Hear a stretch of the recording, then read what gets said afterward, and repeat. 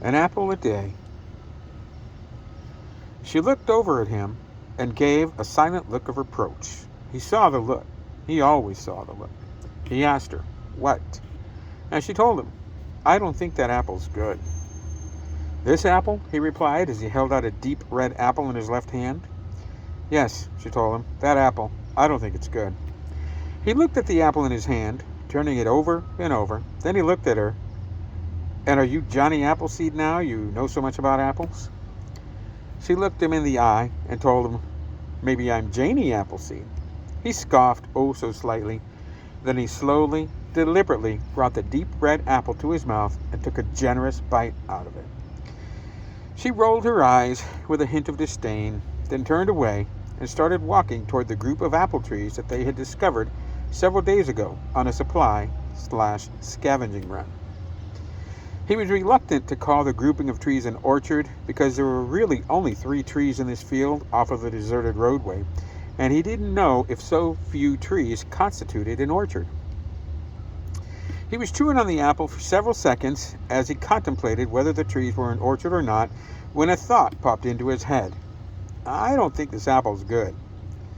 He looked over to where his love was nearing one of the larger fruit trees, and instead of spitting the apple out, which would certainly alert her that she was correct, he turned about and tilted his head toward the ground so that he could open his mouth and let the mealy apple pieces fall from his mouth to the ground. He dropped the bitten fruit to the ground and quickly walked over to where she was examining branches to see which held the best fruit. She turned to him when he arrived and asked, "Where's your apple?" "Oh, I dropped it," he told her, at which point she simply smiled a cute smile and pointed at a branch that was laden with promising-looking fruit. "I think those apples are good," she offered. He told her, "I saw a ladder by that empty shed back there." He turned to go retrieve the ladder and added, "I'll get it and grab those good ones. See if you can find more good ones because you promised to bake me a pie." He did the lion's share of the cooking. He had done so even before the world went away. It was just something that he liked to do. He experimented with the ingredients whenever possible, but that was getting tougher, what with the whole apocalypse situation. He was actually on his 101st different recipe/preparation for his stockpile of Spam. Don't knock it, it's got its own key. The one thing that she did do in their kitchen was bake. She did that one thing like a champ. So when he told her he had spotted the fruit trees the other day, she immediately promised to bake him a pie if they collected the fruitful bounty. So here they were in the near orchard doing just that thing. He jogged back to the empty shed and was rewarded with a sturdy-looking vintage ladder. He dragged it back to the first tree and got busy placing the ladder and climbing for the fruit as she was on to the next tree, scouting for more fruity deliciousness. As he was plucking the apples from their branch, she came to the base of the ladder and told him, "That second tree doesn't seem so good, but the last tree has a buttload of good ones." "Buttload?" he asked. "Is that the preferred nomenclature?" She offered to him, "That's what Janie Appleseed calls it, babe." She asked, "What kind of apples do you think these are?" "Damn it, Janie, I'm a survivor, not a botanist," he blurted. She smiled. She always smiled when he made a Star Trek reference. He continued with, "You're the expert, Janie. You tell me what kind of apples they are."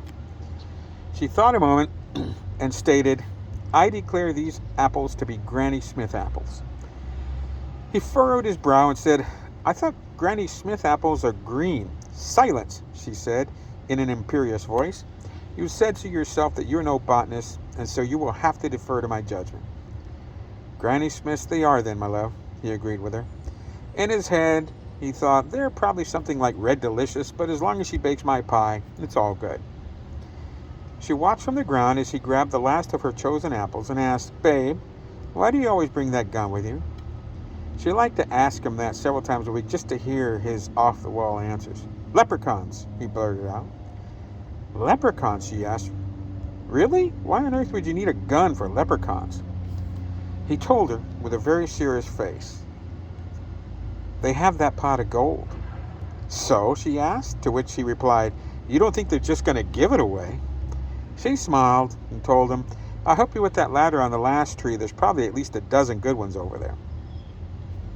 Together, they quite easily manhandled the ladder to the last tree, and it only took them about 10 minutes to gather the rest of the Granny Smith apples that she had chosen.